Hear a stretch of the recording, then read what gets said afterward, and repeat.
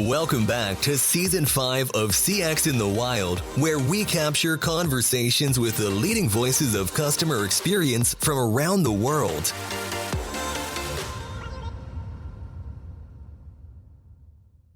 It's called CX in the Wild, so I'm not trying to make it overly produced. It's more about just getting to know you. And on that note, why don't you tell me who you are and what you do? My name is Janine, and I am currently working in a capacity within Carol Boys, a South African business, and looking after product and customer and digital. Wow, that's a lot. Tell me about Carol Boys. It's not a brand that I'm familiar with, but that doesn't mean anything. I'm sure a lot of people are. What are you known for? We're known for homeware. Carol Boys is a South African company. We've been around for, this is our 33rd year. And you might not know about us being based in the US, but I think if you're South African, you know Carol Boys. Homeware, luxury goods, gifting, and we've expanded into other areas of the home. But whilst we're a B2C business, we also very much service stockists and corporates. And we produce any product that they might want to recognize somebody with, from a medal to an award to a service trophy. And very well known in the kind of event space as well. Wow, so you're really all about experiences. Pretty much. So for the audience, you and I met at CEM, Customer Experience Conference.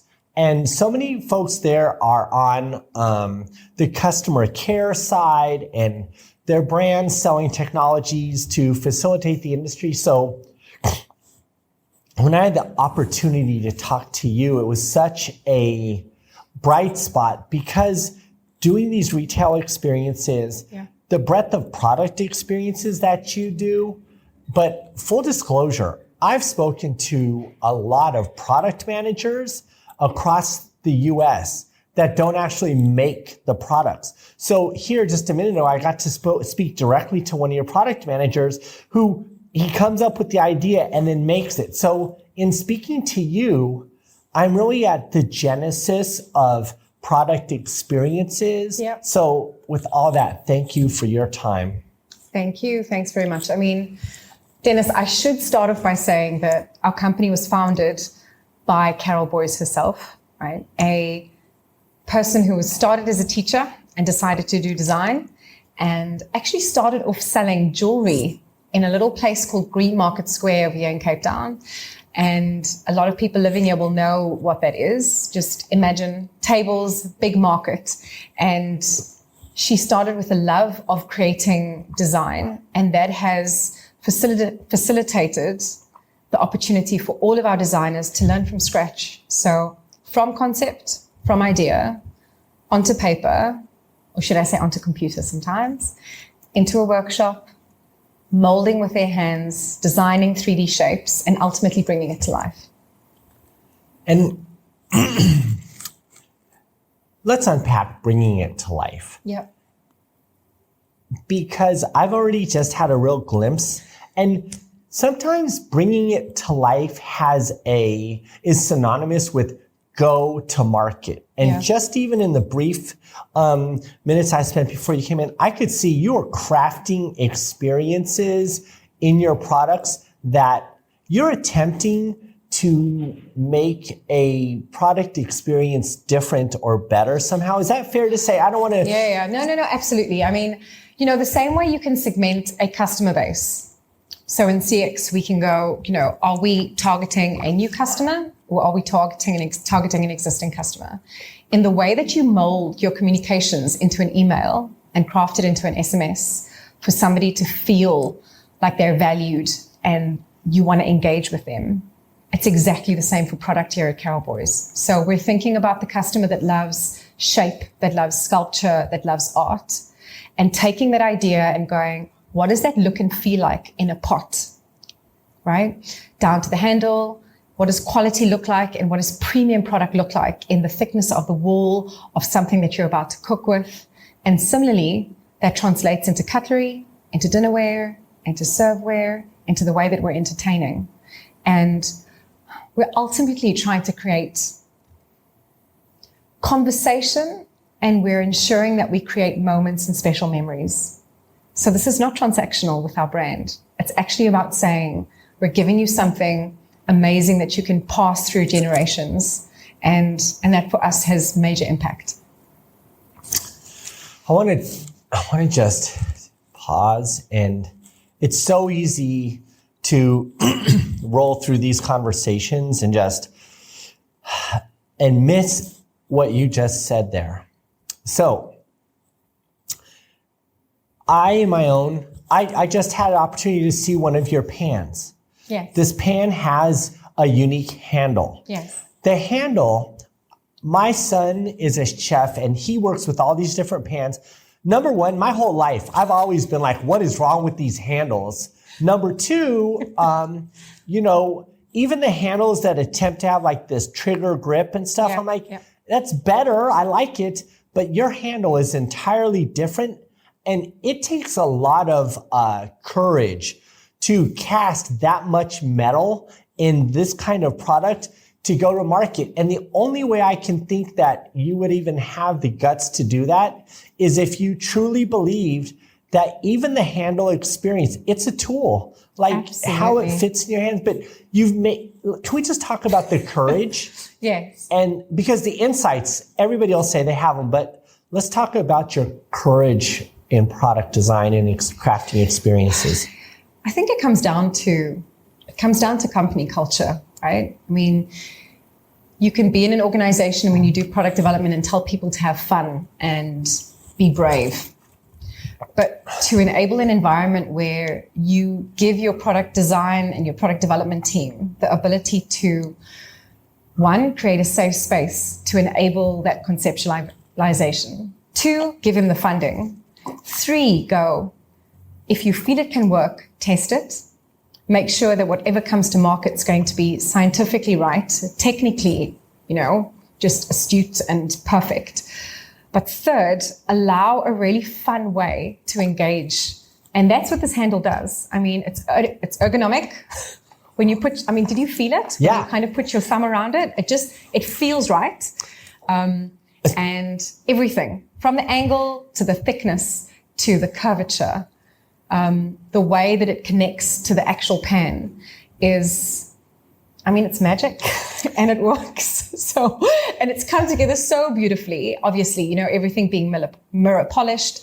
And when you look at it from kind of top down, you go, it's a little bit weird and a little bit crazy. But until you touch it. Yeah, but I think our brand is a little bit quirky, actually. I think anybody that has a Carol Boys design, I don't know if you've seen our dining tables and the legs. It's basically a person with a bum. So, we have fun here, and we don't have issues with curves and body parts and shape. Awesome.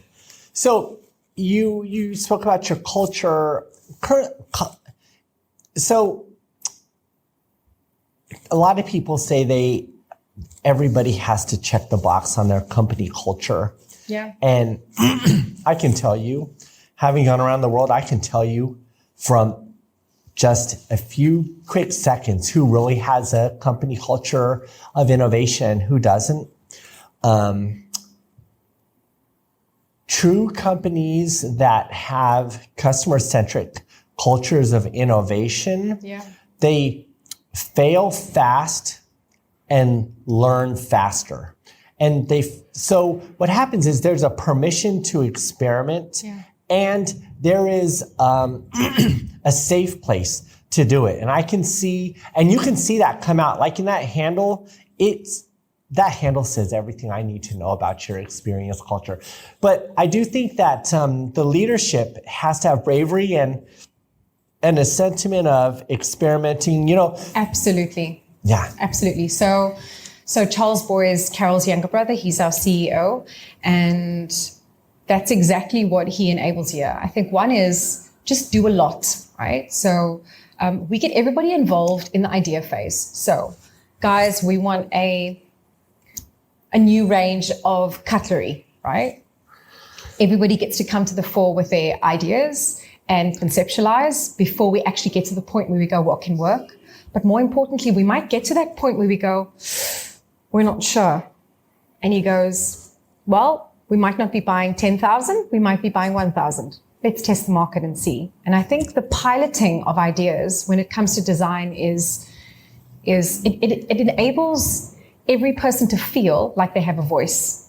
And I think that's what's important in customer and product experience, is that sometimes we feel we know it.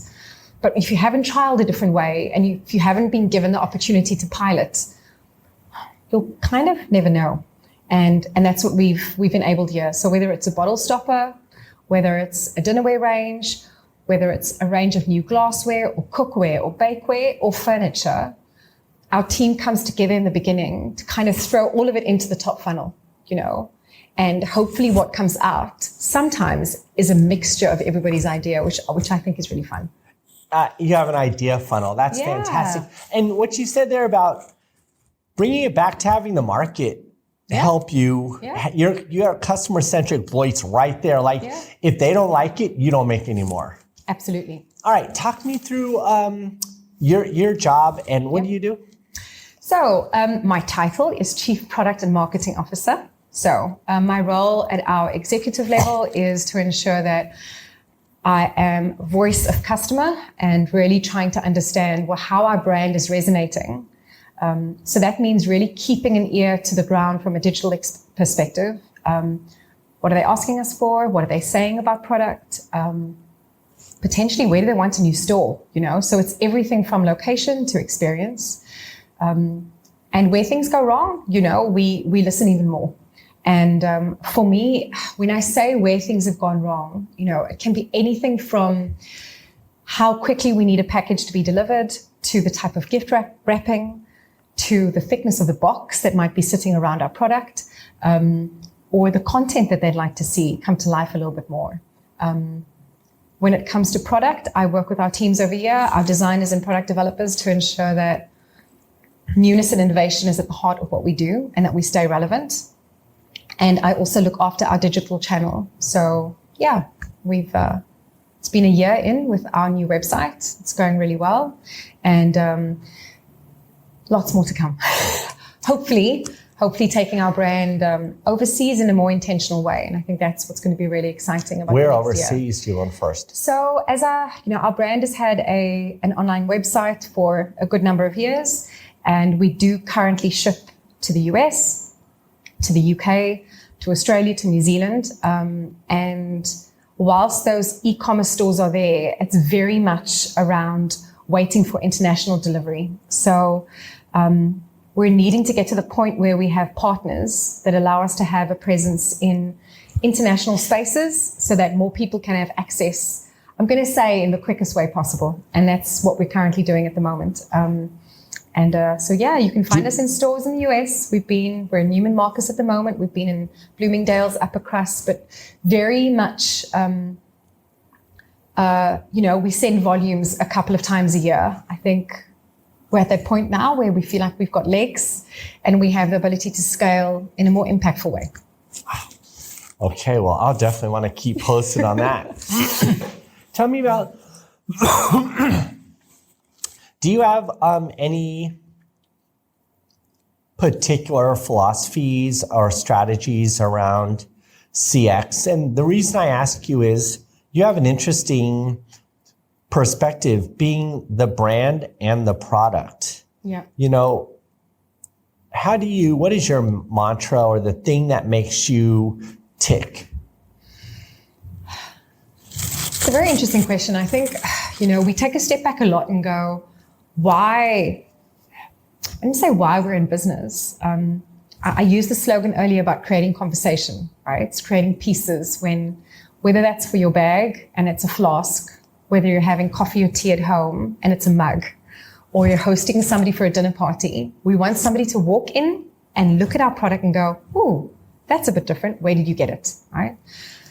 But actually, I feel like our mantra and why we're really in business is because I think for the South African market specifically, it's been not only the uniqueness of our brand, but the fact that we do everything from start to finish. You know, I'm going to take you upstairs and I'm going to show you how we make a piece of cutlery. We're casting the pewter. It's getting melted. It's getting burred. We're using an acid. We're polishing. We're polishing it again. We're making sure it's perfect. It's getting put into a box, and it's all done within this space in Pardon Island. Now, not all of our product is made in South Africa because, well, we don't have the manufacturing facilities here, but we oversee absolutely every single part of that outsourced journey, and we feel like we are part of the process. So I've answered the question. Let me think. You're digging into it, and let me help you with that. Yeah. Because there is something. Make it easier for you. Yeah. What do you think the difference is between what you do and a normal marketer does? A marketer who like, if I'm marketing these napkins here, yes. I get the napkins, they sit them on my desk, like, here's the blue ones, this season's the yellow ones. I'm like, everybody buy yellow. But I've got an answer, actually. Do it. I feel like there's no seasonality in our brand. I think that's actually what's really powerful, is that we are not doing markdown to clear our product.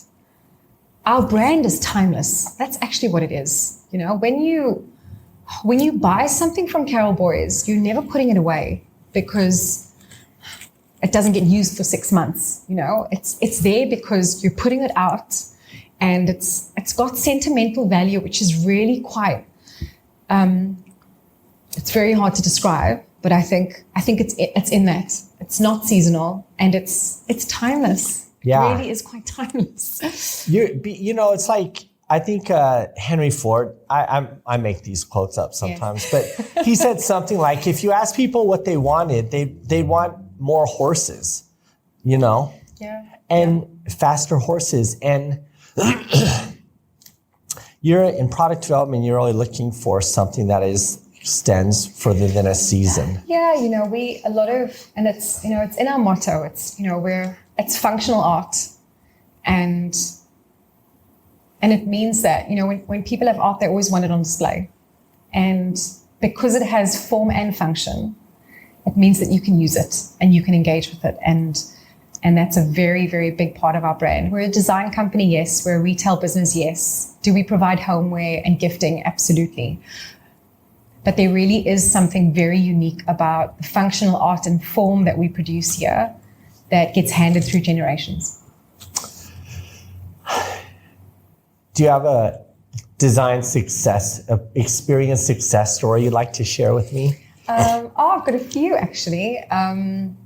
I would probably say that it is our sketchbook black range for me. So we have what's actually behind the wall, what we call our sketchbook kind of, I'm going to say, iconic and original design, which is Carol's black on white faces. And this is the dinnerware that a lot of people know us for. And, you know, it sits in our canisters, etc. And we have a black range, which started out as kind of just serveware. And people just love it. And we've been able to, when I started here, we had the serveware designs, and I was like, why don't we have the dinnerware set? Like, people want to eat out of it as well. And kind of what's happened is, not only have they loved that, they've gone, give me the canisters, we want more mugs. They cried out for towels, and we've got so we've taken it into textiles and we've taken it into linen, and there's some new things coming, which I think they're going to love in the kitchen. But it's just showing that inversing something, you know, we sometimes see something in its shape, and sometimes we have to turn things on its head. To see that you just have to look at things in a very different perspective. So I think for me, I think it's just quite quirky and fun. So our kind of black on white's been turned into a white on black sketch, which I think has been really fun. We've been able to go into her archives, find different designs, and the team have had some fun looking at the different substrates and bringing it to life. Yeah, it's like finding a second personality in an experience that already exists. Which is quite fun. And then obviously our cookware, you know, you've spoken about it, you've seen it. It's solid. Yeah, it's really solid. And if you pick up one of our pots, it's got a presence, and the handle is is something that, you kind of, it took us a long time to feel like it was right. Carol designed the handle, and our in-house designer, Greg, really spent a lot of time on making sure that it was perfect, across the range. Side handles, big handle on top of the lid, and it's beautiful. It really is. I've been cooking with it now, and what's great is, it's from oven top to oven, from oven to table, and it's an experience. You were having a women's event upstairs when I arrived. It's August, Women's Month, and in South Africa, which has been really great. So since we're talking about women, what advice would you have for a young woman who wants to follow in the footsteps of your career? I was speaking at a women's event just last week, and I was reflecting on mine starting as a mechanical engineer in a production environment. And, if I think back to the late 90s, where there was no LinkedIn, there was no Facebook, there was no network of ladies to ask. And there actually weren't, in my industry and the jobs that I worked in, there were no other women. There was nobody I could go knock on the door and go like, how did you do it? And I think if I was that young woman starting on a journey, mine was through FMCG, engineering, and then into financial services, is if you are that woman now that's starting out, knock on the door, get into LinkedIn, create a network and ask the question, because the women like me that have been through it actually want to help. We want to help you. We want to help you know that you don't have to have all the answers in your 20s, because those of us in our 40s also still don't know sometimes. But I think if I look back at my 20-odd year career, it was about leaning on the senior men in the organization and getting an advocate, getting that corporate sponsor that had you top of mind for an opportunity, and just get involved, get involved in the initiatives, start the initiative, if a project gets kicked off, be okay to take the minutes, because you get a foot into the room, the minute turns into an action, and the action is usually part of a working group that's too busy, and they're going to need you. And then put your hand up, and then take the opportunity, and then do your best, because that's pretty much the cycle, is that you've got to look after yourself. You kind of have to look after yourself by knocking on the door, taking any opportunity, right? Because nothing's too big or too small, and just being really resourceful. I mean, no leader does it on their own, and you don't have to either. So I think that's probably the message I'd have to a younger me. I love that. I love that you have this engineering specific, actionable set of advice. All right, the thing I usually say to people at the end is, please say your name again, and if you had one thing to say to the rest of the world, what would it be? I am Janine George. I am the Chief Product and Marketing Officer and Digital Exec for Carol Boys. And the one thing I'd say to the rest of the world is that South Africa is small, but we are powerful, and we have some amazing brands. If you're a company or an organization looking for really great experience and product, please reach out to us, and we'll be very happy to help. Thanks for tuning in to CX in the Wild. If you'd like to be on the show, connect with us through the link in the description or DM Dennis on LinkedIn.